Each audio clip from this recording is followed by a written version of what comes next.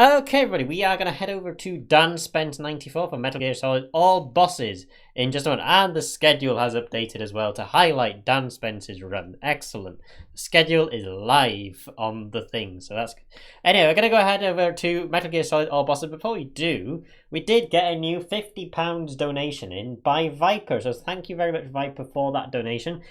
There's no comment, but it goes towards the poll option for pick a skin for the Arkham Knight run, which happens after Dan Spence's run, and that goes towards the skin The Dark Knight 2008. So don't forget, everybody, if you would like to donate, please do so. We're getting incredibly close now to £600, which is an incredible total. That is absolutely fantastic. So please, if you can donate, please do so, because it all really does help. EveryoneCan really are a fantastic charity. They help so many people get into gaming with the custom gaming peripherals that they provide.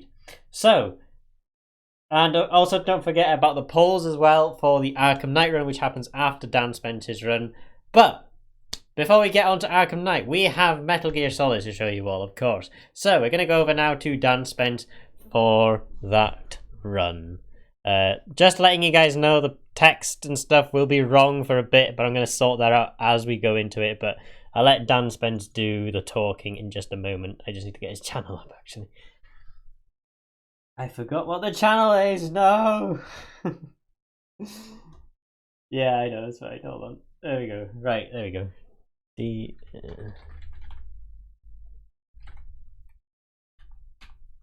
There we go. Okay, we'll be over in a minute. There we go. Okay, we're gonna go over to Dan Spence, and yeah, don't go anywhere because Metal Gear Solid, this is gonna be a great run. I just know it will be.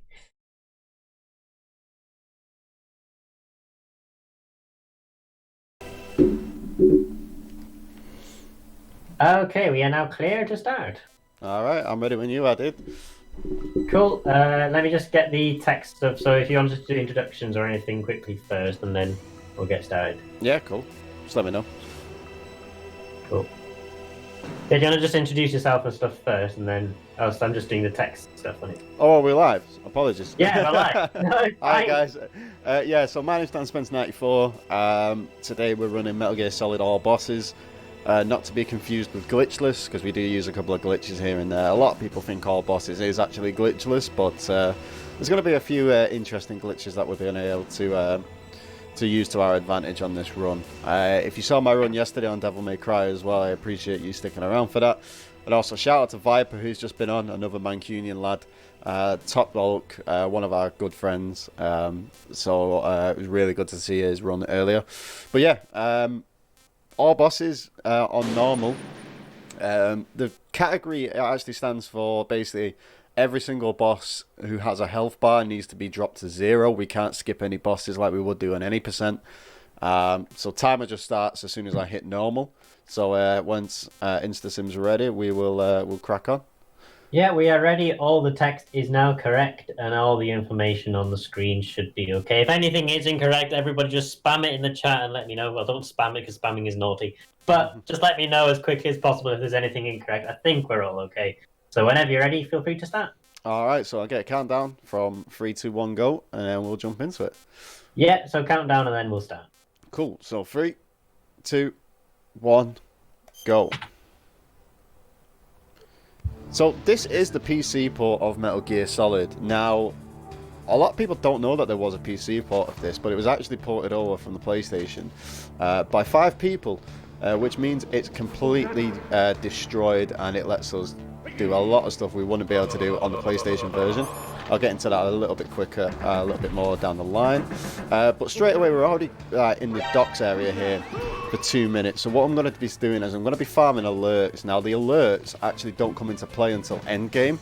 If you've ever played Metal Gear Solid before, you'll know at the end of the game there's a part where we have a PAL key. Now, the PAL key gets fired out of our hands by Ocelot. Now, depending on how many alerts we have, depends on where the PAL key actually ends up. If we have less than 10 alerts, a rat eats the PAL key, and then we have to find the rat to kill it, and then we can get the key back from that. If we have more than 10 alerts when we get into that, it actually ends up in a ditch, which is what we're basically doing now. We could usually get about 6 to 8 alerts in this area. What we're doing, we're just basically baiting one guard. I'm throwing him just to make sure that I don't get spotted again before the timer runs out. Like so. Every 2 throws he's going to get stunned for a little bit longer, so it gives us a bit more breathing room. I've got 4 alerts right now. Now, you can't see it, but on my live split that we use to keep track of our timings, we can use the auto splitter for the times. It basically transfers game data over into live split, so I can precisely see how many alerts I've got and how long the elevator takes before it drops down to the bottom here. So I've got probably a couple more seconds. I might be able to get 1 more alert potentially. We shall see. Yeah, I can get 1 more. So that was a perfect alert there. So we get the alert basically as soon as the last one drops off. So I've got 7 alerts right now and the elevator is on its way down. So I'm just going to run over into the top right corner and wait for it. I'm going to grab a ration here just to be safe. And now the elevator comes down. So we have 7 alerts here and it takes 2 minutes exactly for the elevator to come down. We're going to get another alert off this guard coming down here. So we're going to just knock on the wall. Let him get... Give him a little love tap. And before the alert technically starts, we can jump straight on the elevator and go up the to the helipad. So now, a great thing about the PC port here is that we can skip all cutscenes and we can skip all codec conversations as well. I'm just going to lie on the floor apparently. So I'm going to put my ration on just in case because we do have low life at this point. I'm going to grab the chaff grenades over here and get an alert. Now, you can see straight away I can put the chaff grenades on. That's because on the PC version, all of our weapons are hotkeyed to the numbers on our keyboard. It's a great little feature that they added on for the PC port. It's actually going to let us do a trick called God Mode later on, but I'll explain more once we get into that. But now we're actually just infiltrating the base. We're looking for the DARPA chief here, who's in the first floor basement. Now, if you're playing this casually, then you'll be wandering around getting items and gear and whatnot, and you'll hear some of the guards saying where the DARPA chief actually is. But of course, this is a speed run. We already know where we're going. So we're just going to go straight there. Now, the reason I keep the chaff grenade on is because Snake actually runs 10% faster with any weapon equipped that's in one hand. So for instance, if we have the Nikita launcher on or the FAMAS, we won't run faster. But if we've got anything like the SOCOM, chaff grenades, normal grenades, stun grenades, anything like that, we run actually faster. So it's really big advantage here. So what I'm going to do as soon as I get out of this vent, I'm going to stand up, cock a grenade and throw it to bait a guard over to the right hand side. That lets me basically call the elevator straight away. So I'm going to throw this over here. That's going to bait him. Now we always hit the elevators twice. Now it's completely random once you hit the elevator how long it takes for it to drop down. So we hit it twice, it basically just cancels out the animation of the elevator coming down. As soon as you hit it twice, the elevator will automatically just appear. So we're going over here. We're going to go into the ventilation shaft, and that's going to get us into where the DARPA chief is. And then we're also going to get into our first kind of boss fight. The first boss fight we have here is the guard encounter. If you've ever played this before, once we rescue the DARPA chief, we get let out of his cell, and then about 5 waves of 3 enemies all spawn in. You don't actually have to get the SOCOM pistol before you get to this point, because the game actually gives it you, which is why I didn't pick it up in the truck at the beginning. So we're just going to crawl our way over to this vent, hit the first person view, that triggers the cutscene. Now, because the PC version was only ported by 5 people, it is a bit it's a bit dangerous sometimes to run this. If we skip too fast, or if we do things too abruptly, the game can crash. So I'm being very careful when I'm skipping cutscenes and whatnot. So you hear the guard outside's getting taken out there by Merrill, who we're going to meet in a minute. And then we're going to get into our first scrap here. So the first boss is the guard encounter, like I said. We're going to pick the SOCOM up. Each guard takes 3 shots. So let's get into this.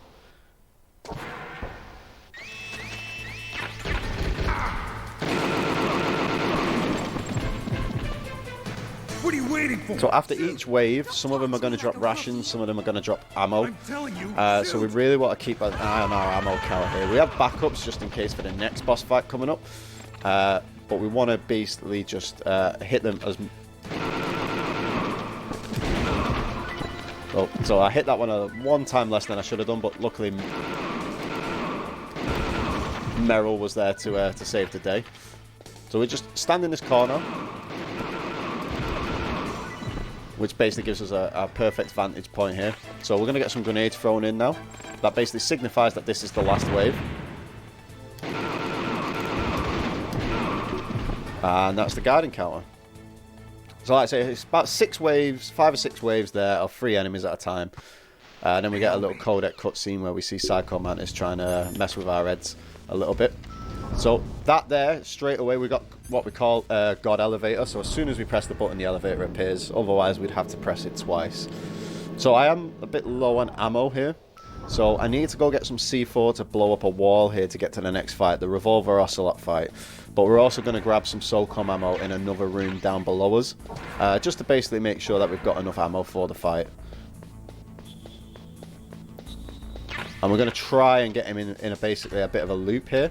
I can never remember what C4 is on my hotkeys. There it is. So straight away, I'm just going to take the card off. Now in MGS1, you have to have the card equipped to go through doors and whatnot, but in MGS2 they fixed that problem, where as long as you have the card in your inventory, then you don't need to have it equipped, which I kind of wish they did for any ports of this game, but here we are.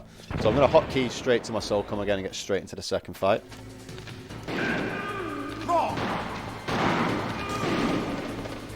So the idea here is to basically shoot Ocelot in a way where he'll just try and transfer shots back to us, but he's running away quite a bit. Unfortunately, because the PC port, like I said before, is quite... It's bad, let's put it that way, it's bad. It's broken beyond compare. Every time subtitles come on screen, you can see it there, my frame rate's going to drop in half. I don't know why. But that slows basically the entire game down. So, okay, I've got him. Just one more should do him in. There we go. So that was a bit of a, it wasn't the best fight. What we wanted to do there is get close to him. Once we start firing him, he'll fire at us once and then try and run away. So we basically run in a circle to bait the animation out. So we fire, we run in a circle to dodge the bullet that he's going to fire back. And we can fire again. Basically keep him in a bit of a loop there until he has to go and reload. But that was a decent fight, all things considered. So we're now having to make our way back out from the armory here. I've took a little bit of a different route than I would do normally. So what I'm doing there is something called a grenade cancel. I've been spotted. So I'm going to have to leg it out of here real quick. Apparently guards can float over trapdoors like that because I just seen him run over it. So I'm going to reset the room here. It's kind of good that we got that alert, but also kind of bad because I had to use that ration there. But because that's actually given us the 10 alerts that we need to here. So what I'm going to do here is the grenade cancel again. So once we throw the guard, we can basically re-equip whatever weapon we had on. That cancels the back end of the animation there. But now we've got our 10 alerts for endgame RNG manip, so we don't really have to worry about getting any more alerts. So we're coming up to our first glitch here. It's called the vent skip. Now there's a couple of ways we can do this. If you've ever seen an any % run, you'll see the vent skip basically skip half the game. But on our bosses, we only use it to basically skip a long codec conversation with Meryl and the laser room, if you've ever played this game before. So we basically look up in first person view, and at the same time we stand up in the vent. That lets us go out of bounds. And we can skip all the way past the laser corridor to the door, which triggers the door to open. And we're going to actually be fighting a tank here now. Oh, I'm going to get blown up by a claymore, apparently. My life isn't the best, but hopefully we should be able to make it through. So straight away, we're going to throw a chaff grenade here. I'm going to re-swap to our normal grenades. As soon as that chaff grenade blows, we run straight forward. That's where his health bar appears. He's going to start firing at us. Now, the chaff grenade stops it from moving slightly, but it also stops the railgun from firing off as well. So we're going to... don't think that did it. Yeah, oh, it did it. So we want to get 2 grenades into the hole there. So I've just used first person there to basically line up the next one. As soon as it appears, we throw it again. That's gone straight in. And that's the tank. That's a really good tank, actually, all things considered. And we that basically gives us the level 3 card in the bottom left, and it just basically, every boss that we fight here, it works on a ranking system. So every time we beat a boss, we get more life, we get more ammo capacity, and we can use other weapons and so on and so forth. I'm going to use something here called skating, and that's unequipping and re-equipping my grenade here. It basically cancels our animation, so if we're running on noisy floors there that would normally trigger the guard to hear it, we can basically just use that to get rid of it all.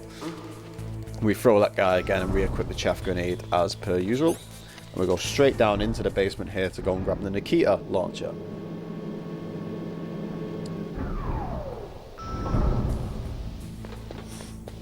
So we come straight down into this side here. We're going to grab Nikita and a couple of extra ammo just in case. Go back to the lift. We're actually going to go to the second floor basement this time. Now we're actually fine, because we're skipping codex and stuff, a lot of the story-wise gets kind of skipped. But we're trying to find Hal Emmerich, or Otacon, as people know him by usually. And he's down here in the basement, so I need to get the Nikita here to basically take out the electric floor. So we're going to use the remote-controlled missile. I'm going to unequip it for some reason. We're going first person here just because it's a little easier to control. Now, you can do this either in third or first person. I just find it easier to do it in first. It can be slightly slower, I believe, but it's better to be, you know, safer than sorry on this part. And then we're just going to hotkey back to our SOCOM there, so we don't have to go through our menus or anything. I'm also going to pick up the FAMAS rifle in this doorway here. That's going to come into play later on when we're fighting. God, what's his name? Psycho Mantis. You know, the one boss that everybody knows from Metal Gear Solid is the one boss that I forgot the name of. So we're actually coming to... the next fight we've got is the Cyborg Ninja. So the Cyborg Ninja is a bit of a different fight than the other ones. We don't fire at him. We basically have to fight him in hand-to-hand combat. We're just going to keep giving him PPKs or punch-punch-kick combos until his health... He's basically a three-phase fight. Every time his health goes below a certain threshold is when the phase then switches.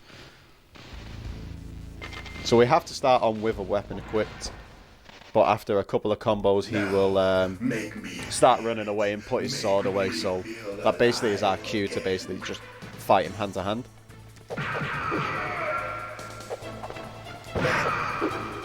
Oop.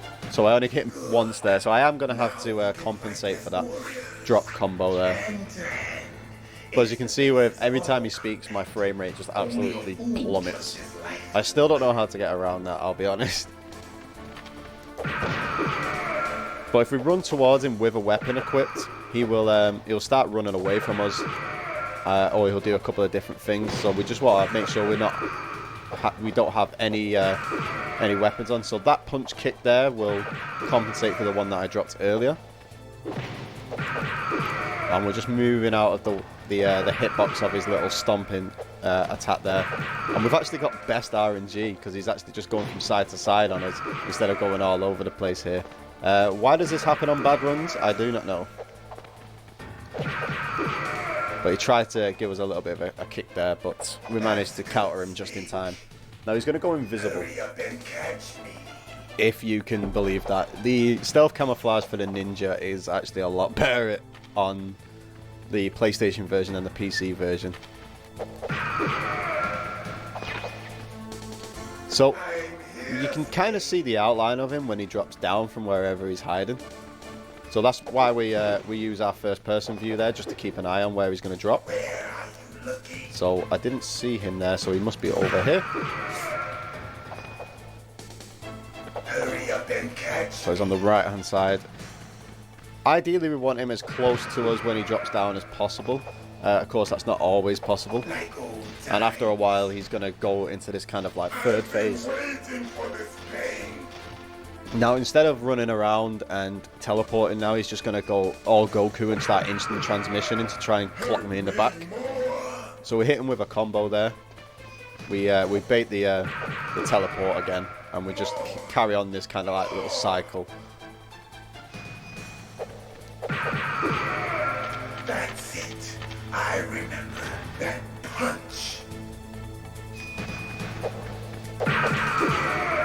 Do you remember Also, there is a developer's PS1 over here if you've never seen it before. And in the Twin Snakes GameCube port of it, there's a GameCube on there. You know what Konami was like back in the day with the little in-jokes and Easter eggs and whatnot. So 1 or 2 more should get us to the final phase of this fight. Now once his HP drops to 0, we basically come into like a 4th phase. He's going to go a little bit crazy and start running around in this like electric ball type thing.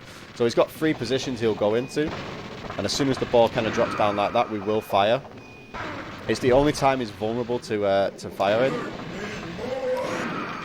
I took a little bit of damage there, but it's not too much of an issue. 3 shots will take him out. Brave. And we get a rather long codec and cutscene section with Arkham. Rex is in. I'll show you. Meryl. And now Meryl's actually been captured.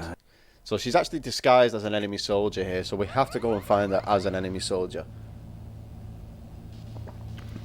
But before that, I am going to go and get a emergency ration from down here. Just because my life wasn't looking that hot right there, so we just make sure we wanted to make sure we've got enough life coming up for the next fight with Psycho Mantis, because the fight is really tricky. If you've ever played this fight on PlayStation, you'll know that you have to plug your controller into slot 2 to basically trick his mind control, as they say. We don't have that luxury on PC. We have to basically use our controller plus our keyboard as our second controller. Now that sounds a little bit mad, and that's because it is. So I'm going to have to aim with my controller and fire with my keyboard. That's the only way of getting about it. There is a way we can basically sort out our binds on our controller to not have to do that, but it doesn't work for me for some reason. Delimes, again, I think was the one who to put this on. So I'm going to fire a warning shot here, so that triggers Meryl to look over in my direction just so we can get her over this way. I picked some stun grenades up there because that's going to come into play in the next fight, and I'm going to do something that you should never do at home, which is follow someone into the woman's bathroom. We don't do them things around here, apart from in Metal Gear Solid. Okay, let's go. I know this place better than you. I'll be point man. Follow me. And also Meryl does say she will be point man, and immediately stops just outside of the door. That's strange. There's no guard. What happened to the music? I'll keep a lookout. Make sure you're ready, okay? So we're just going to basically run straight past her, all the way up this side, into the door. And we're going to get into our next fight. The most iconic fight of the entire game, I would say. Come on, Mr. Foxhound. So Meryl's going to get possessed here by Psycho Mantis, which is why we got the stun grenades. So I'm going to stop in a specific position here. We're doing this to make sure we go so far into the room that it'll trigger the next part of the cutscene, but not so much that Meryl's going to start running around afterwards. Basically just keeps her in one spot there, so she doesn't have to go back to that spot once the cutscene comes out. I'm going to throw a stun, put a ration on, grab some bullets, and immediately swap to our FAMAS here. Now we've took Meryl out and stunned her, we're going to get into the fight. Now we can use our first person view here to basically keep an eye on Mantis where he's going. So I can see that he's on the right hand side. So he's on the left hand side now. We use the FAMAS just because we get a bit more of a spread on it. And once we get him down to a certain amount of HP, we're going to throw a grenade at him. Now grenades aren't useful in this fight. For the simple fact being, as soon as you throw it, he will blow it up. But for some reason, his HP will still drop. It just won't stay dropped.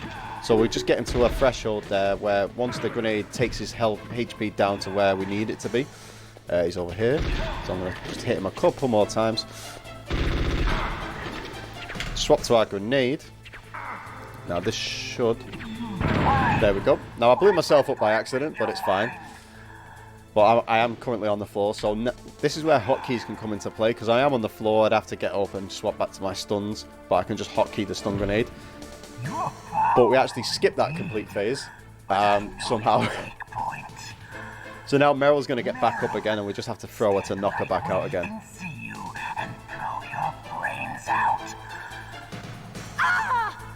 So I quick swap back to my FAMAS there just to be on the So we throw it, swap back to the to our weapon, but you can see his HP's dropped back down to where it should have been after that grenade. Just really interesting that we can take him out that way. And this is one of my my better Mantis fights, I'll be honest. We've not had to swap to my SOCOM yet.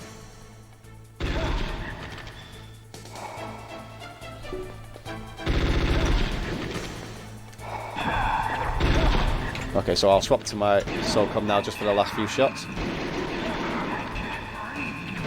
There we go. And that's Psycho Mantis. I actually just gained 12 seconds off that fight as well. Looking at my splits.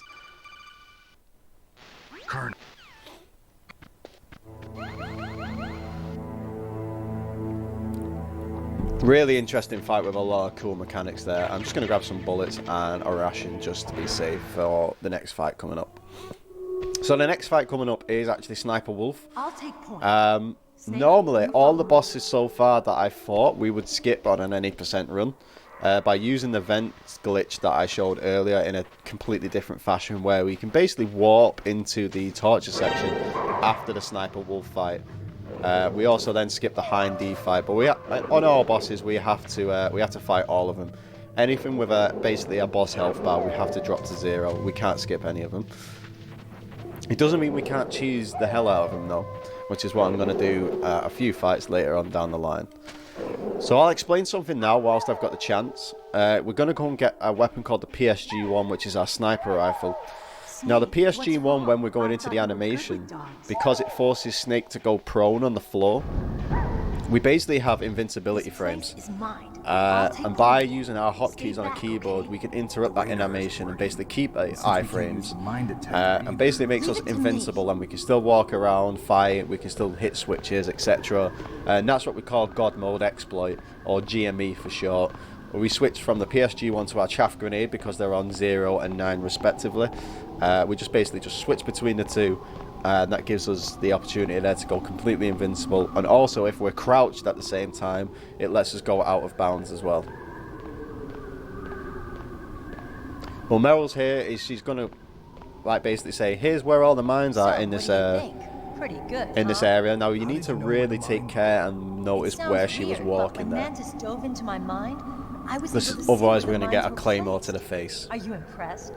Well, a little. But because we are speedrunners, we know the most optimum way to go through that, and that's just by literally running straight forwards. We hold W at that point, and we make our way out. Sniper Wolf is going to show up here, and she's going to start firing at Meryl, poor Meryl. But that's our cue to basically get the hell out of here, to go and find the PSG-1. I am going to grab the ration again over here. Again, these are just backup ones. If you're going for PBs and stuff like that, you probably won't be at the health threshold that I currently am. But Sniper Wolf can be a bit of a tricky fight, so I'm going to be using some backup strats around here. We're also going to get some wolves going to come try and nibble on my ankles. So we're basically, this is the main backtracking segment for Metal Gear Solid. We've got to go all the way back to the armory. Now you remember the armory that we was in right at the start of the game where we fought Revolver Ocelot? That's where we now have to go. So we're going to go all the way back there. On the plus side, we don't have to fight any bosses on the way there. So it's a good time. Speaking of good times, it is also a great time if there has been any kind of donations, or if there's anything you guys want to plug here, because we're just going to be literally running back. So if you guys have got anything, now is a good time for it.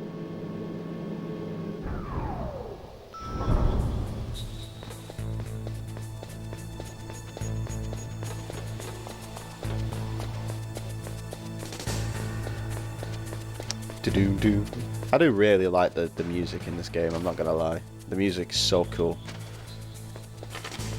Very very stealth based, espionage, all kind of stuff. So I'm going to throw a chaff here just because there's a few security cameras that will spot me and fire at me if I don't do this. So I'm just going to grab some extra grenades there just to be safe. But we're sticking to the right hand side, and once we get to this little choke point here, I'm going to go prone and pick this claymore up, otherwise it would blow me up. Claymores are an interesting one. If they're on the floor and you go prone over them, you will pick them up as a weapon. You can then pick them up as normal pickups as well. But it's quite cool how the game lets you do that. So we're going straight back down to B2 now. Now this area is going to have a few more guards in it than we did before. So I have to be pretty careful not to get spotted here because it can be pretty dangerous. So I'll throw the first one. I'll throw the second one. And it's fine I get spotted because this is why I've got the stun grenades. So the stun grenade goes off, I've grabbed the PSG one, and then we come back out. We have to wait for the evasion to go away, but that's okay.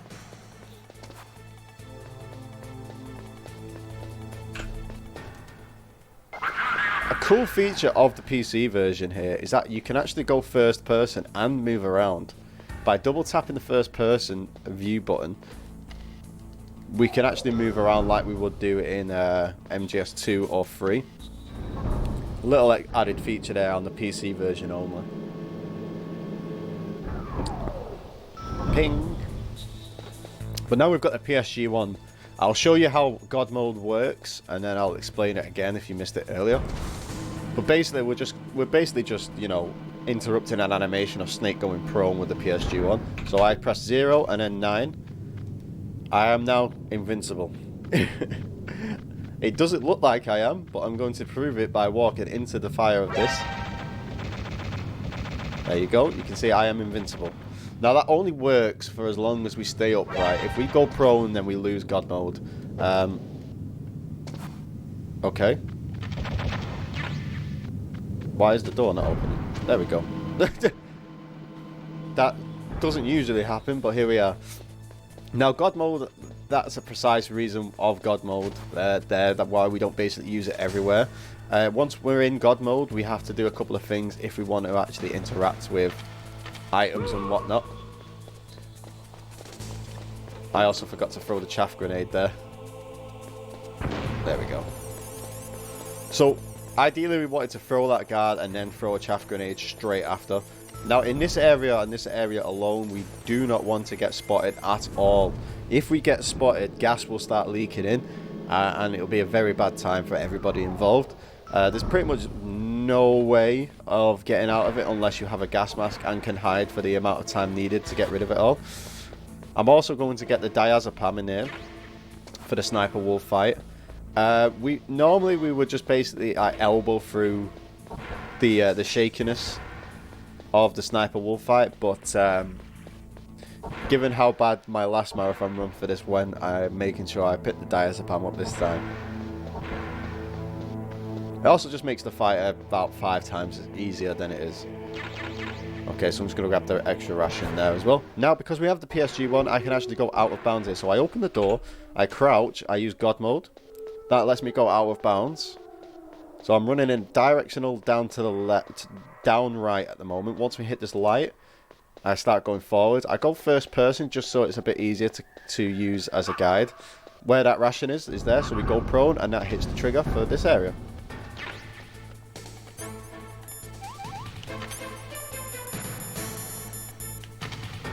And now we're into the sniper wolf fight. So every time I get hit here, I am going to kind of get like stunned a little bit. So that's why you'll see me unequipping and re-equipping my PSG one just in case they put my my angle back to where it needs to be. Sniper wolf can be a bit of a tough fight, especially if you're playing this casually. Which is why I picked the extra rations up, because you can already see how my life is really low. She can also move completely random as well. She'll go from side to side or she'll hide from us. So a couple more shots should finish this fight. There we go, right in the chest.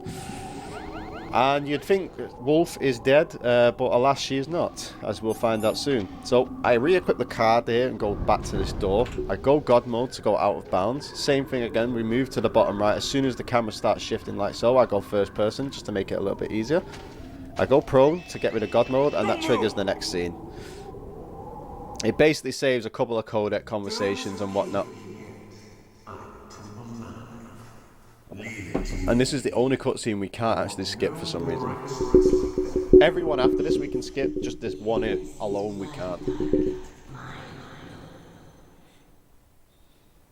Now, because I didn't put the incentive in for this precise reason, I'm just going to immediately submit. You win. Usually runners for MGS will put the incentive in to save either Meryl or Otacon. If we want to save Meryl, we would have to go through 2 rounds of torture. But the fastest way to get through this is to submit pretty much instantly. I'll have my fun with her. Meryl. I hope you can still look. The most optimum way of obviously doing this run is by submitting straight away. That way we don't have to do any part of the torture sequence here.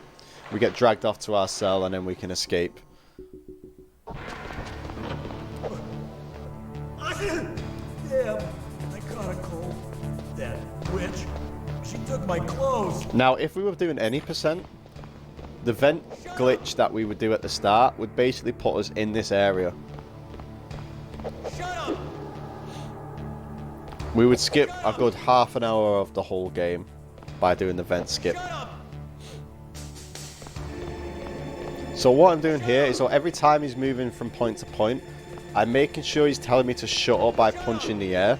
That basically just stops an animation of him sneezing, which takes a little while longer for him to recover from. I'm going to get a codec call here from Campbell. We're going to skip completely over that. Now, after a couple of seconds, Johnny here, the guard, he's going to have a really bad time. There we go.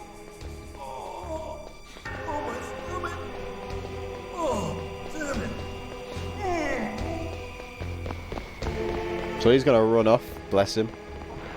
And that's also going to trigger Otacon to come and come see us in our cell here with his stealth camouflage on. Now, he doesn't let us out of the cell. So I don't know why everyone thinks Otacon's best boy, because he doesn't exactly help. But he is going to give us a couple of items. He's going to give us a level 6 card, a ration, a bottle of ketchup for our ration, and a handkerchief. Hey, I'm here. Where? Now, we're not going to use that ketchup in the conventional sense here. We're going to use it to make it look like I'm dead. Jeez. He's coming back. See you later. So the setup here, I go up against the wall, I back out slightly, I equip the ketchup and use it. So basically on this game, wherever you go prone, Snake will always stand up where his feet are. So the reason I do this setup here is because our feet are outside of the door. So when Johnny comes in and sees us dead, he's going to open that door. I'm going to be able to stand up directly behind him. And I'm going to be able to take him out to escape.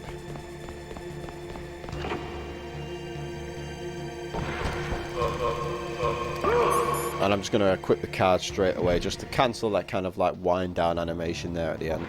And we're going to go grab our gear.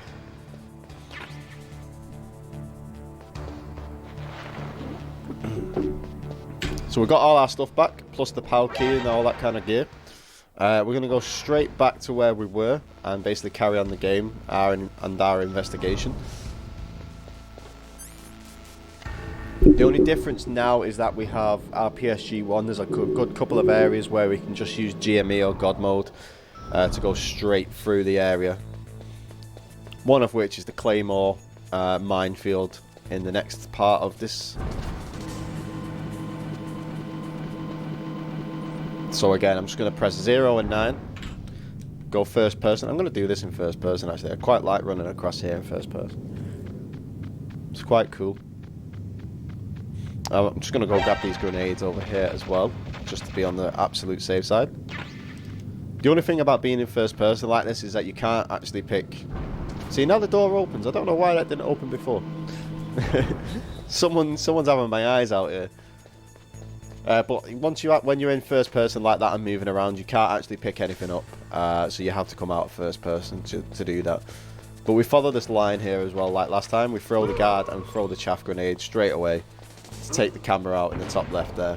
And we can just basically just continually run forwards all the way around this this little gantry area.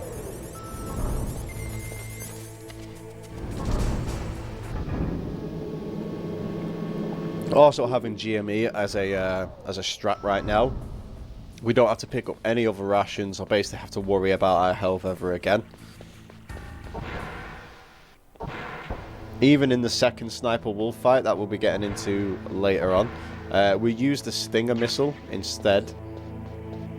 So we don't actually have to worry about fighting her normally. We can go invincible and just use stingers. So once again, crouch on the floor with the door open to go out of bounds. Use God Mode exploit to get into the out of bounds state. Hit that light, go first person. Run straight forward using the ration there on the floor as a guide. Once we basically come to an invisible wall there, we go prone. And that triggers the next area. Same thing again. Open the door. Go to the bottom right with God Mode on. First person just to make sure that we're lined up correctly. Go prone to take off GME. And then we go into the next area. Now this is the ascent. So we're going to go first person just to make sure we can interact with things. I'm going to equip my grenades here and cook one as I run around this side. That's going to trigger the alert. That just skips a little bit of a cutscene there where the alert triggers and then the guards start running afterwards. Now because I have God Mode on, we don't have to actually do anything other than run up these stairs. We're going to get some guards from the left and from the right trying to stop us. Casually and on the PlayStation version, you will either throw the guards using grenade cancels, or you could probably run up with a FAMAS with a SOCOM equipped, or use stun grenades. But we don't have to do that on the PC version. It makes it a hell of a lot easier. We can just literally run all the way upstairs.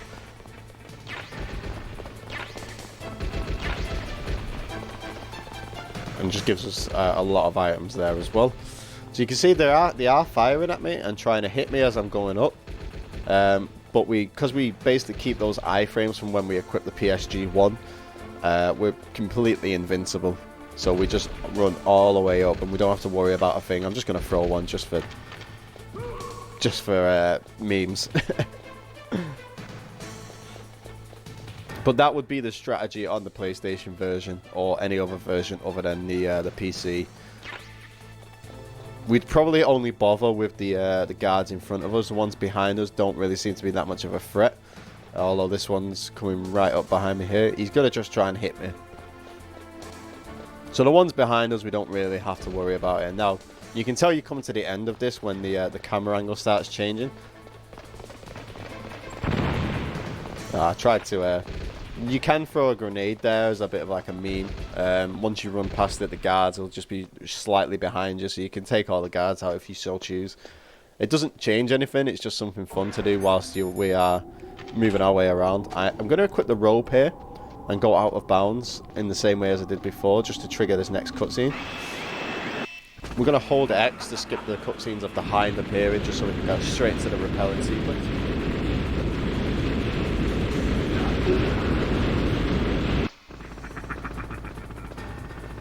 And this is one of my favourite parts of this game, to be honest. I do like the repel. Now we're going to have to make our way down while steam's coming out and the liquid in the hind is shooting at us. So we're going to try and get down with as least damage as possible, but it doesn't really matter too much if we take damage here.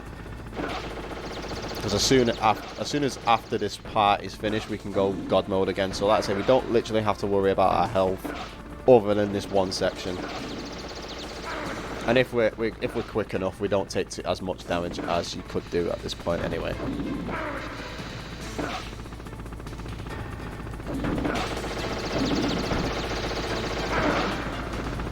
Alright, one more should do it, and then we should be home free, and we are out.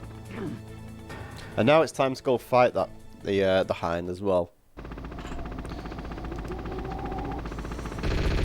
So I need to put the card key on here, but we're going to go God Mode again. Now, normally you'd use the sniper rifle to take these guards out, and it does kind of hint towards it by giving you PSG-1 ammo to the left, but again, God Mode basically solves all of our problems in this game. And we don't have to bother with any of the normal strategies or what you would normally have to do here. So we go invincible, we run straight past them, we don't have to worry about them whatsoever. Now to trigger the hind fight, we actually have to go all the way down to the bottom of the tower first, and then go all the way back up to the top. Now on the way we're going to get some codec calls, but I'm going to completely skip them by going out of bounds. Damn. So once Snake sees that and you get this little cutscene, that triggers basically everything at the top end of the tower. Now the tower itself isn't always fully loaded. It loads as we go up it, so it can get a bit dodgy when we're running up. So you'll see what looks like me falling through the stairs, and that's basically because I do. So once we get over here, I'm going to crouch, use God mode. That gives us the ability to go out of bounds here. Now we should get a codec call here, we skip that. And we should get one just before we get up the stairs as well, we skip that. Now I go first person here, because like I said, it doesn't really register that we should be going up these stairs yet. So just going first person here makes it a little bit easier to get up all the stairs. And you'll see in a minute, like I say, it looks like, there you go. So I dropped through the stairs because the rest of them technically haven't loaded yet. We're moving too fast for the game to keep up. But once that happens, we know that we can just basically carry on and go all the way up to the top of the building without having to worry about anything else.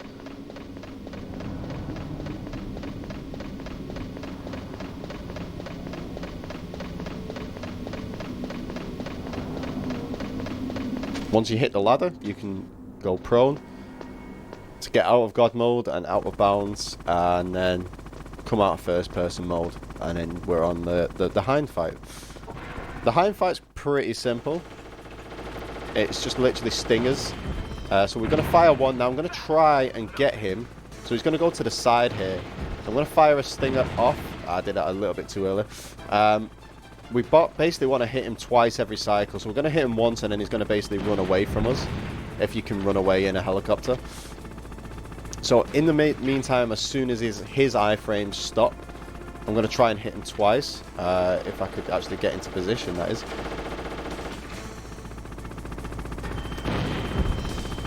So he's going to hit him there, and now as you see, he's going to turn around to try and come back over here. So I hit him again. I tried to hit him there, but he was a bit too fast. But the same thing's going to happen again. So we can hit him twice that way. Basically just resets where he's going to be going. And once we hit him about half-ish health, once he starts saying about nice shot, he's going to go into phase 2. He's going to blow up part of the area here. But again, of course, we're invincible right now, so we don't have to be worrying about it.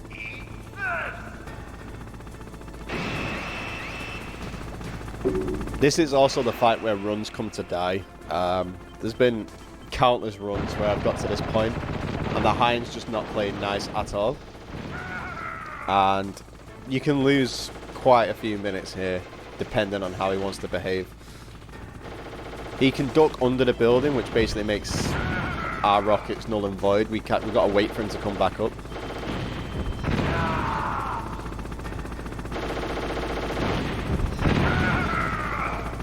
You can see he's flashing there. I'm waiting for a little bit before I fire my next rocket, because that's basically his iframes there. I picked the extra stinger missiles up, that's cool. Now I think in extreme version, the only part you can actually hit the hind is the propeller, and this is a really good hind fight, I'm not gonna lie. That is a brilliant hind fight. So much so I'm just gonna use the rest of my stingers. So I only had 2 stinger missiles there. The reason I use them is to get the full stock over here of 5. Like I said earlier, we're gonna be that was a perfect hind fight, Jesus. I'm actually ahead on my splits right now. This could be a PB.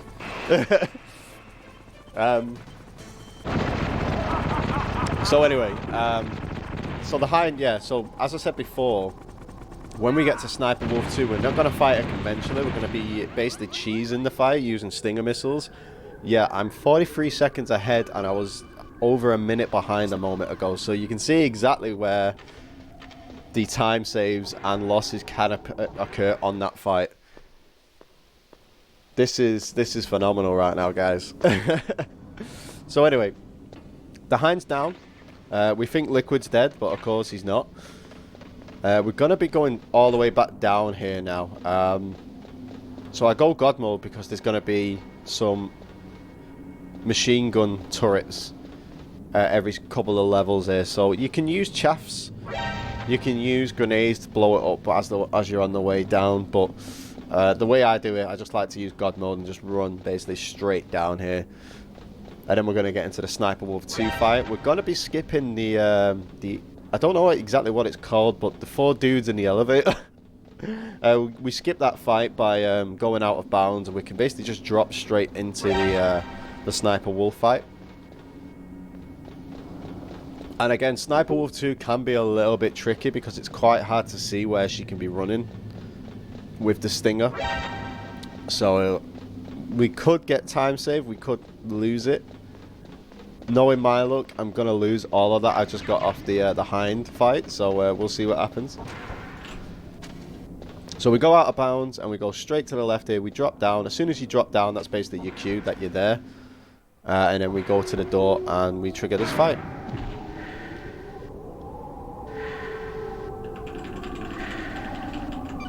And we got animation skip as well, that's cool. So we go God mode and we equip the Stinger. So you're going to see me basically just firing rockets into this dark abyss. Once we lock on, we know that's where Wolf is. Using Stingers in this way lets us keep God mode because we don't have to use the PSG one. But it's also a hell of a lot faster than trying to find her with the sniper rifle too. Now I can hear her aiming at me, but I can't find her.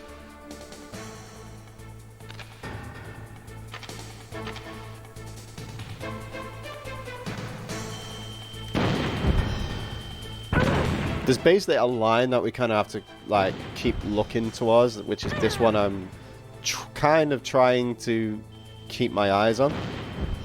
She'll just run from side to side here. It just depends on which side she wants to run to.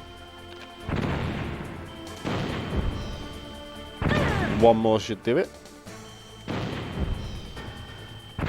There we go.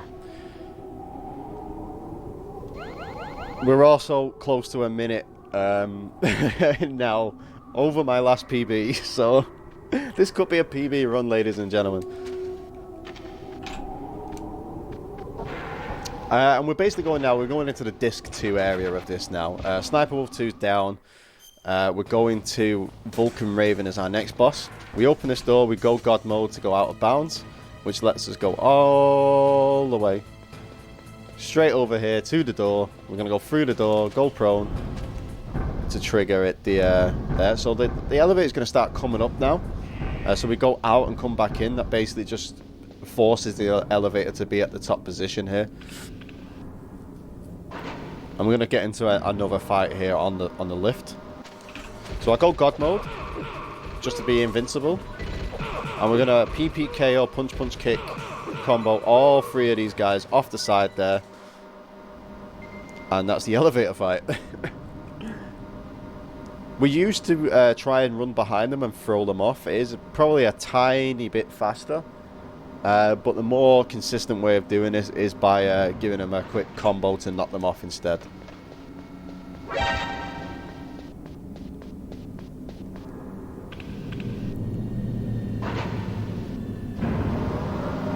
I'm also going to get some codec conversations on this elevator, but I'm going to make sure I skip them.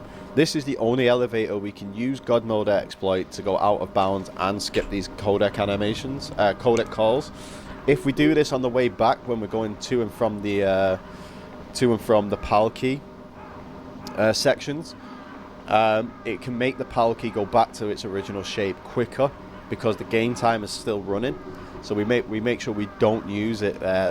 Basically, the codec calls, even though we skip them, gives a little bit of a buffer between changing the shape of the keys. This is the only spot where we can do it this way. So Vulcan Raven's an interesting one. He's a big shaman dude with a massive minigun on his back. So we're just going to stand in front of him and lob grenades in his face. I'm not even joking, that is the strategy here. There's a little bit more to it than that. We're going to go into the fight and we're going to go immediately into God mode. I'm going to swap to our grenades. So I'm going to throw one. I'm going to wait for it to appear in my hand and then throw my next one. I'm just going to move back a little bit so I can see the grenade. So once it does that, it goes 1, 2, 3, throw it. Reappears, 1, 2, 3, throw it. Reappears, 1, 2, 3. Reappears, 1, 2, 3. That one might have been a little bit early. Yep.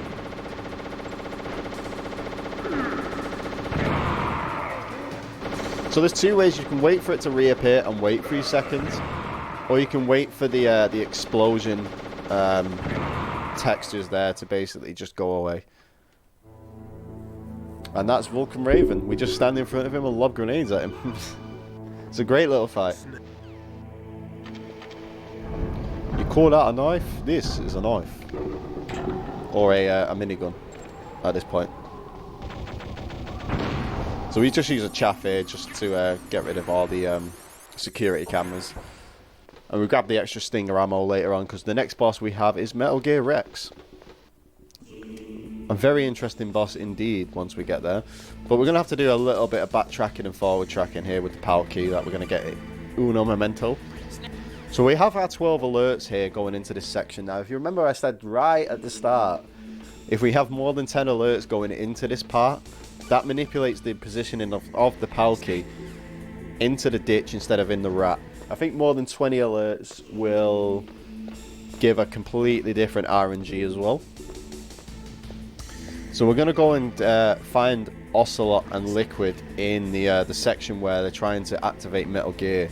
Now, we believe they've had 2 passcodes from the 2 VIPs we got sent here to basically rescue that are both dead. So we're completely, we're great at our jobs. So we have to use the PAL key 3 times in different shapes to basically disable Metal Gear.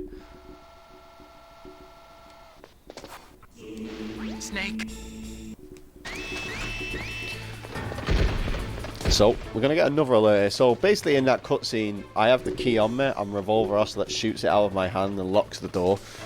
So we have to go all the way to the bottom of Rex to pick it up again. Now, all being well, we should get good RNG on the PAL key. Like I say, all being well. We did have 12 alerts going into this section, so it should be more than enough to manipulate where we actually want the PAL key to be going.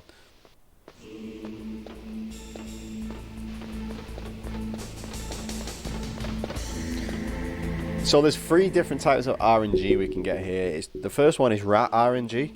The second is ditch RNG, and I'm not sure exactly what the third one is.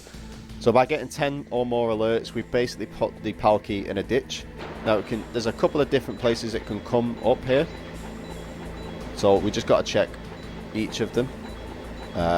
Not in that one, unfortunately. So we go around to the next one. So there's 3 spots there it could be in.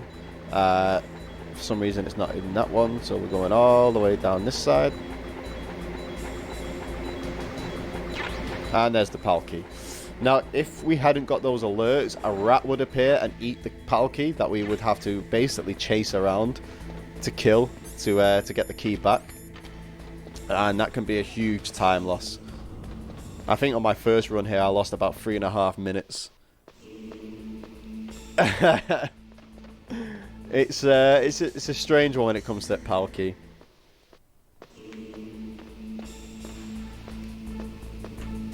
So we're basically going all the way back to that little office that we found at the start there to put the PAL key in. We've got to put the PAL key in 3 times. Now, if you phone Autocon, he'll tell you basically that it's a memory shape alloy key, so it changes depending on what heat it's exposed to.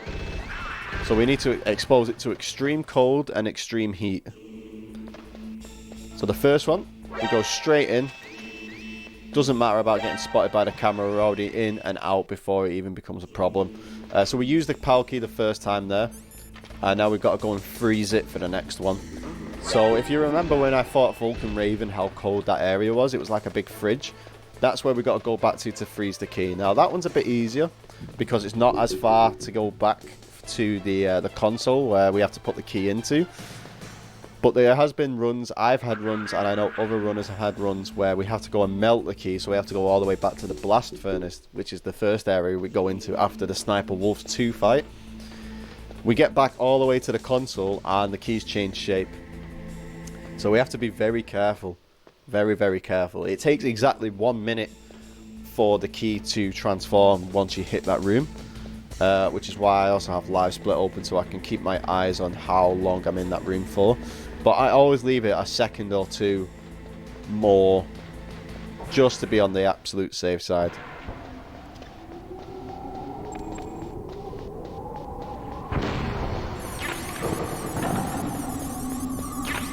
So once we get in here, so my timer said 55:51 as I walked in here, so we're going to wait until 56:53.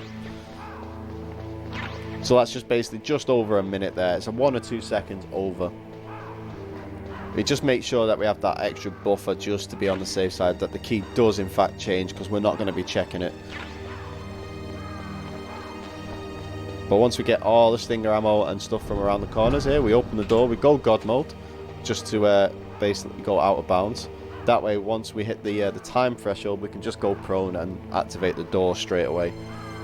So we're just going to sit in this doorway for about 20 more seconds.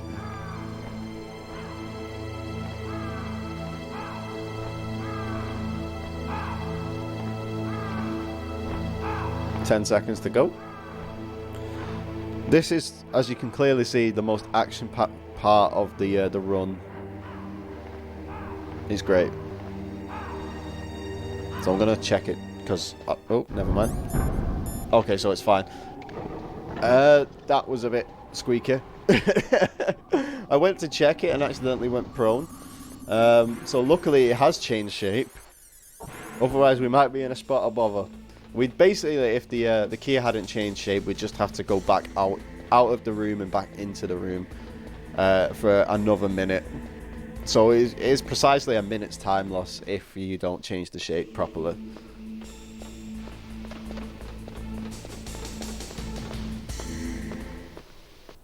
I'm going all the way back to the console room just to put the key in.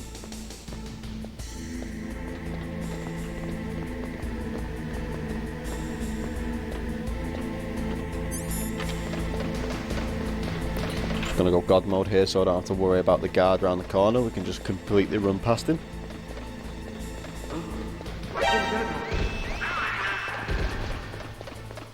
Okay. So now this console's in the middle, so we go around the bottom side here, input the PAL key, and then we're back out again.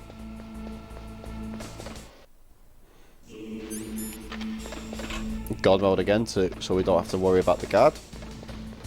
We can skate over here like so, but because we can go God mode, there's pretty much no real point in us doing that.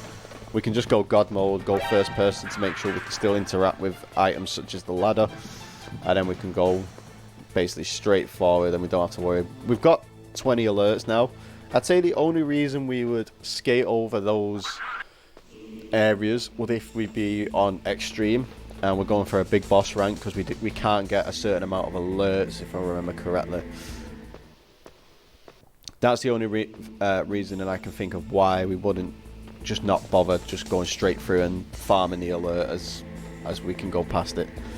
So now we have to go all the way back to the blast furnace to melt the key down and then come all the way back. I thought there was going to be stinger ammo there. I got confused.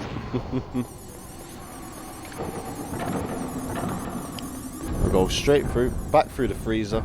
We just go straight down this area. Completely avoids all the guards, and it's also the closest way to get to the door on the other side.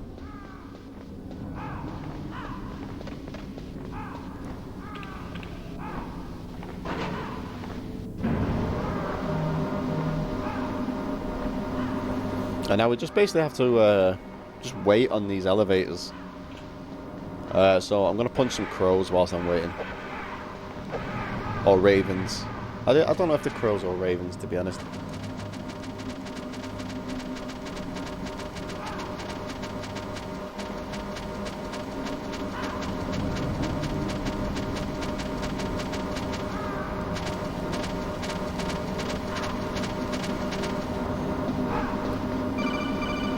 I'm going to get a quick codec call from Miller. We're just going to skip completely over that. Which is a great feature, like I said earlier, on the PC port, that we can skip codecs, because some of them can be very time consuming, and we're just having to sit here and basically mash X and circle as we're going through it. To be able to skip them outright just by pressing start is great. So the PC port is it's a speedrunner's dream, to put it simply. It's also hella broken, which is why we do it on PC too. Because PC is the only one where we can use the God mode glitch. And a couple of different other couple of different other glitches to basically make the run a hell of a lot faster. I think in comparison, like console versus PC on this category, I'd say there's probably about 20 minutes in it from what we actually skip and what we can actually just glitch through. I'd have to check the boards on that. I'm not 100% sure, so I'm just going to keep an eye on my time here. So I want 102.16. So in the meantime, we're going to go and get some more stinger ammo, just for the last couple of fights. I'm going to get shot. Going to get some stinger ammo there. And we're going to basically do exactly the same as what we did when we froze the key. We're going to go all the way to the door, go prone, use God mode to go out of bounds, and just kind of sit in the in the doorway here. I'm just going to have to wait for the key to change shape.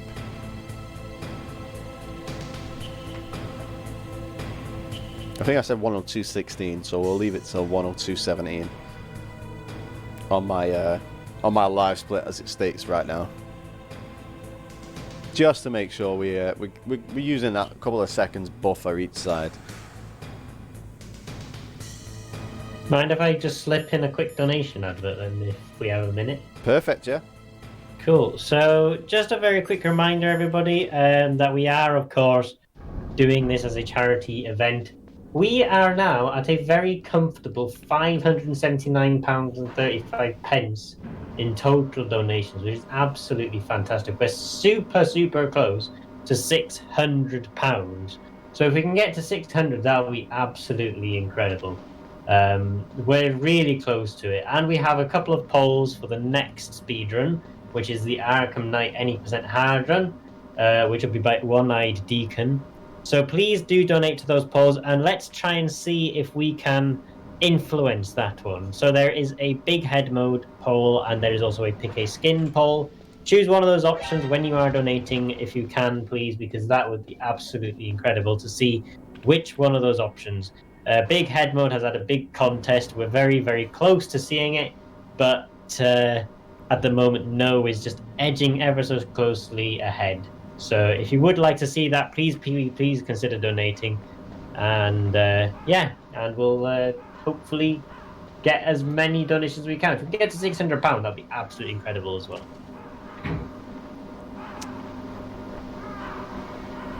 Absolutely amazing work over the entirety of the weekend. I've been able to pop in now and again just to lurk and keep my eyes on how it's been going and all that. It's been a really good event so far, and I know we've still got a couple of hours left on it, so let's get those polls met and whatnot.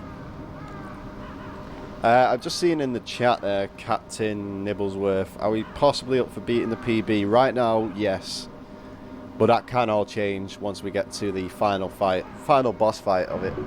So far, according to my splits, I'm minus 44.41 seconds ahead of PB. But that can all change. The last two bosses are a bit, well, just the last boss with Liquid fight, the Liquid Snake fight. I have to basically manipulate it in such a way that it could go wrong. We'll try our best. We'll try our best.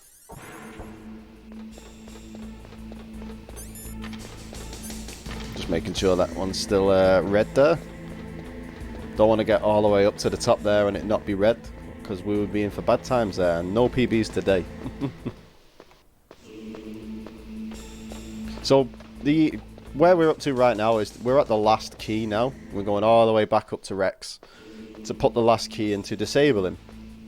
But spoiler alert, the terrorists never had the PAL key codes to begin with. We've just activated Metal Gear Rex. That's a big, big no-no. So what we're going to have to do after that is we're going to have to blow it up.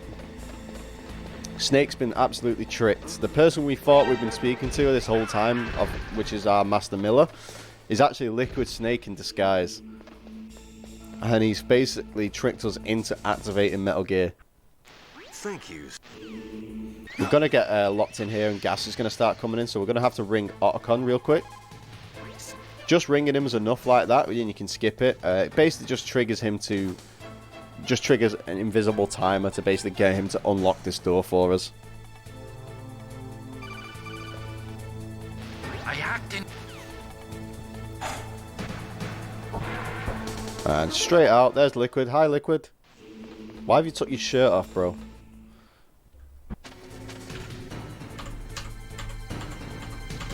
I'm just setting myself up in the perfect position. We're going to equip the Stinger. Fire. Now, in the position we are in, I don't literally have to aim or move. I just have to time my shots a little bit better. Because we're in the position we're in, Rex is going to do one of two different moves. He's going to try and hit us with the rail cannon underneath his chin, or he's going to try and shoot at us. We can just basically stand in one spot there. And because we can hotkey, we can make this really emotional cutscene a little bit funny. After Zanzibar, I was Because we can just equip our chaff grenades and just kind of float in the air. I do quite like this so much.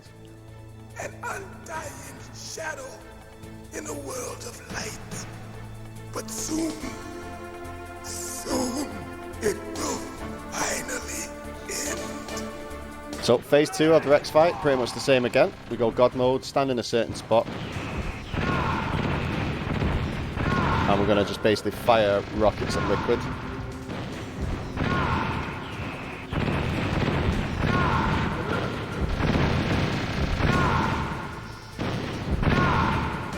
One more should do it. Oh, he wants to dodge out the way. I can't hit him. There we go. So remember how we said we were on PB pace? I've just lost 22 seconds. But I could get it back in this fight. So I'm going to go quiet for this fight and then I'll explain a bit more into it. We're going to try and get Liquid into an infinite punch combo here. But it's really tricky to try and get him in, especially with the frame rate drops we're going to get when he starts talking crap at us, basically. But I'm going to try my best, so enjoy the fight, and then we'll explain a little bit more afterwards. At this height, it will kill even you. I love this fight so much. Have at you, Snake.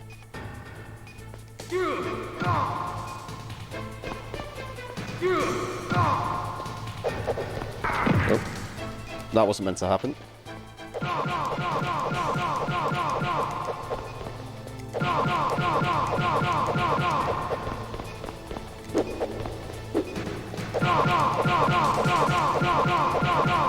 Nice shot! Better hurry. It's going to blow!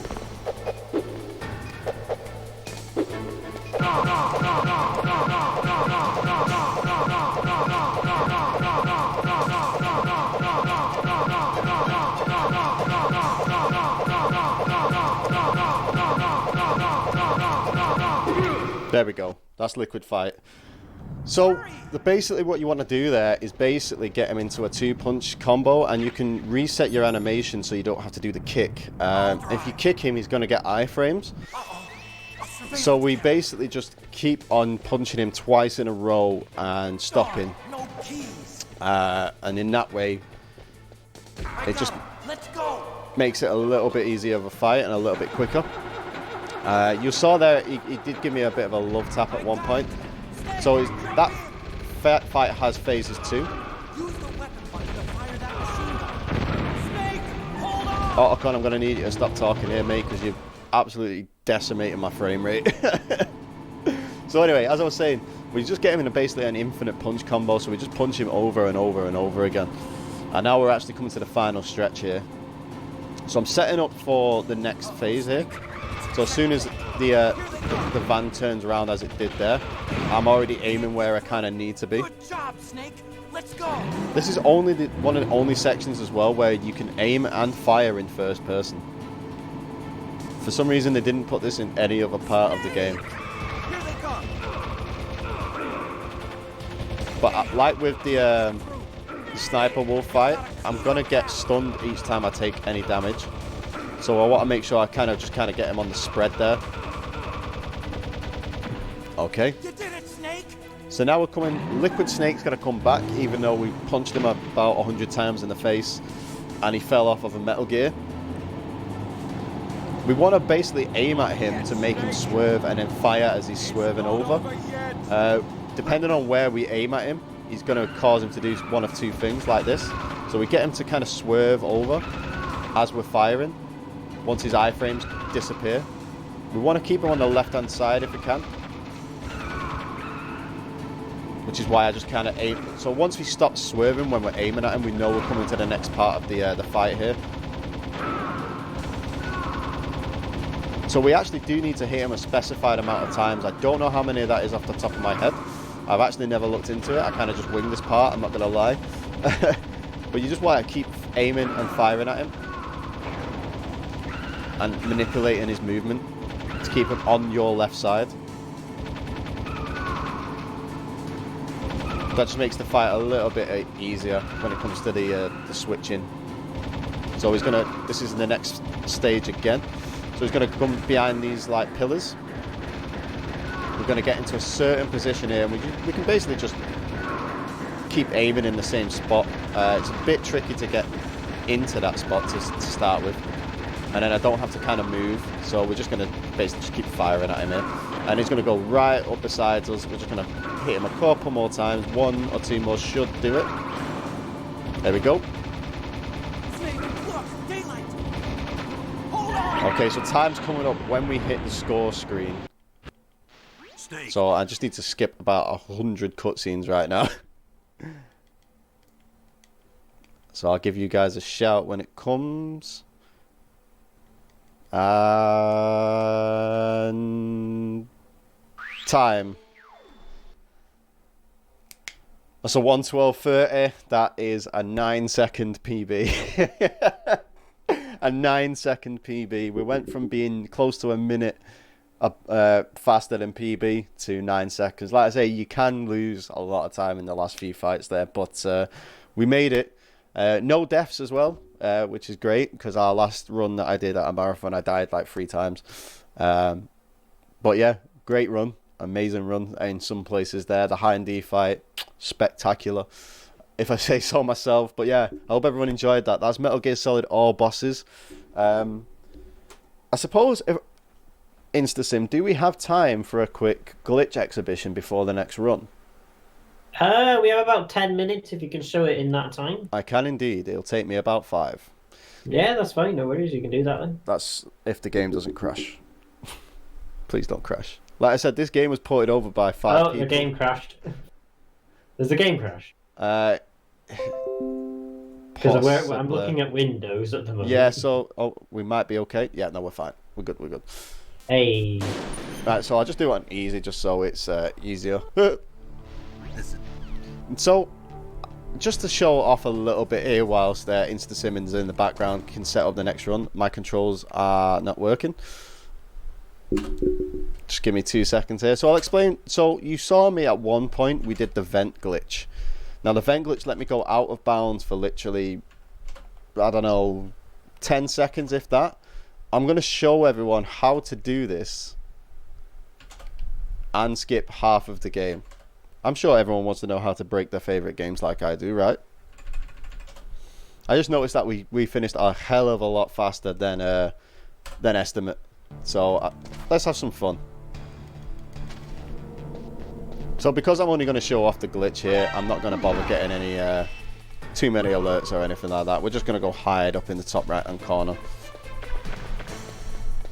But once I remember seeing this, I think it was Plywood's run at GDQ, someone of that caliber, and I was absolutely stunned with how you can break this game. You can absolutely break this game in half. Just by doing this one glitch. So you've seen God Mode exploit as well. That's probably the biggest glitch other than this one. So once you see this one, you're gonna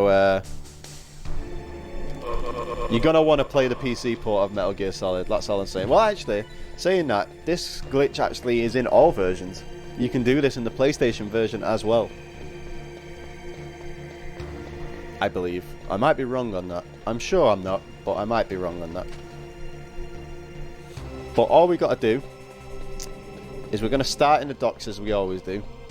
We're going to go towards where we went earlier to get the DARPA chief, but instead of going up the ladder, we're going to go into the vent. So I literally have to wait for the elevator to come down, unfortunately. Well, we're also waiting for the elevator. Maybe we can elevate a donation advert into here. Do it. So, we don't have any new donations, but the next run is Arkham Knight, any percent hard. There are 2 polls which are available to donate to for that run. And you can either have big head mode, yes or no. Currently, no is winning on that. So if you want to see big head mode, you must, you must donate to that.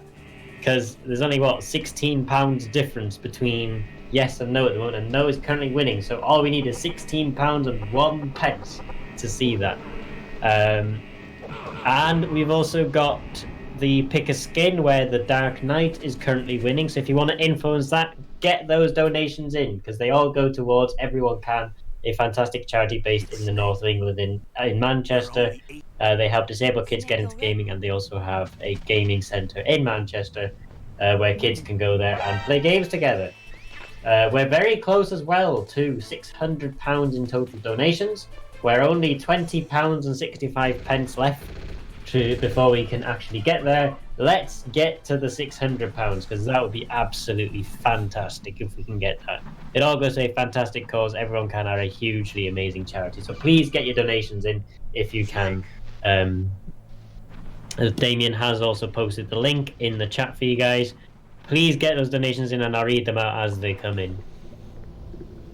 Sounds like it. He's an amazing charity, and being from Manchester myself as well, I might have to go and pop my head in there and see what it's all about. Obviously, once the whole coronavirus thing kind of dies down a little bit. I know we've been saying that for about a year, but here we are. But with it being in Manchester, yeah, I'll be interested to throw my head in there and go and see what they're all about, and just maybe have a chat with them as well. I do want to go and visit them at some point myself as well. I mean, we were supposed to be hosting InstaSpeedathon there at the centre. I remember seeing that, yeah. Unfortunately, because of COVID, they've not been able to reopen the centre, and we've still not been able to do on-site events and stuff. So the next InstaSpeedathon, I will be making an announcement at the end of this stream about something special, which we might be doing, or we'll see if we can do. So yeah, stick around to the end of the stream to see that or to hear that. But yeah, hopefully at some InstaSpeedathon event in the future we can actually get an on-site event, maybe at the centre if we can, because it's pretty much as likely as possible that we're going to just be supporting EveryoneCan again, because they really do a lot of stuff, and they're very, very local as well, which I do like. I like supporting local charities, so yeah, for sure. So yeah, absolutely. I mean, hopefully we can maybe go and visit the centre at some point with InstaSpeedathon one day. But we'll see how it goes. We'll have to wait until COVID is over, of course, but hopefully that will be relatively soon. Hopefully. Anywho, so we're here. Here's the ladder I went up earlier. We don't want that. We want this. Not the ration. So, here's how you break Metal Gear Solid in half. I'm just going to get the ration just to be there. So remember how I said earlier how where Snake's feet basically depends on where he stands up? We're going to go into there till about where his knee pad is. So about there, just below his his butt. We're going to go into first person. I'm going to let you see my controller for this. So we're going to go first person, and we're going to look straight up like that, okay? Now, that's the first movement we want to do. Now, we want to stand up at the same time we let go of these buttons. Now, I thought it all has to be done as one movement. No. So once we're in here, we want to look straight up, and as soon as you let go of those two, it takes a little while. You want to stand up like that. So it's kind of like you let go and then you stand up. Now that lets you go out of bounds there. Can I get actually back in bounds from here? I can.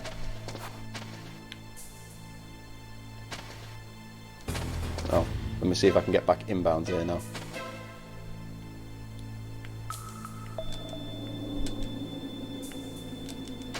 Perhaps not.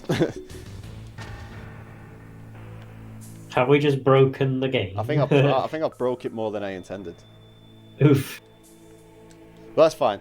So once we stood up here, you can kind of see Snake's elbow kind of like popping out there. You can see the chaff grenade I've got equipped. You can use that as a guide, say you're on extreme, to basically go through. But because we've got the radar going on in the top right there, we don't technically need it. So we go all the way around and follow it out of bounds. I'm going to go first person here so you can see exactly where I am. So we're literally just inside of the wall. We're going to go all the way. You see this door here? That door looks familiar, doesn't it? That's the door we come out of as we finish the torture sequence. So we're going to run up, and we're going to press it, and we're in the cell.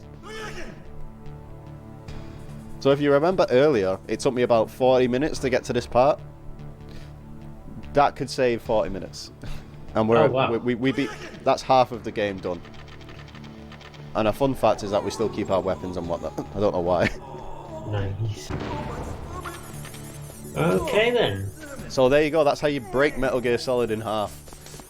But if you want an actual bit more in-depth, like, you know, explanation than what I've just done, because that was a bit half and half, Video Game Roulette and The Limes and Plywood do an amazing tutorial on it over on YouTube. So if you're interested in doing that, then they're the guys to go and look at. Well, thank you very much for showing that off, and thank you for showing off the Metal Gear Solid run, all bosses run today. That was absolutely incredible. Thank you very much for showing that. And thank you to everybody who's been watching, who's been donating and all that stuff. We are going to go over now to the speedruns interval. We're going to go over to the interval, and we're going to head over then to the next run, which is Arkham Knight, any % hard. Don't forget about those polls. We've still got just enough time left to donate to those if you want to influence what gets done in that run, which skin is chosen, whether we have big head mode or not. Go and donate to them so that we can have a little bit of fun and influence that decision. So, thank you, Dan Spence, for today's run. Thank you for both runs at InstaSpeedathon 2021, and hopefully we'll see you again soon. Always a pleasure to do these events. I appreciate you having me as well.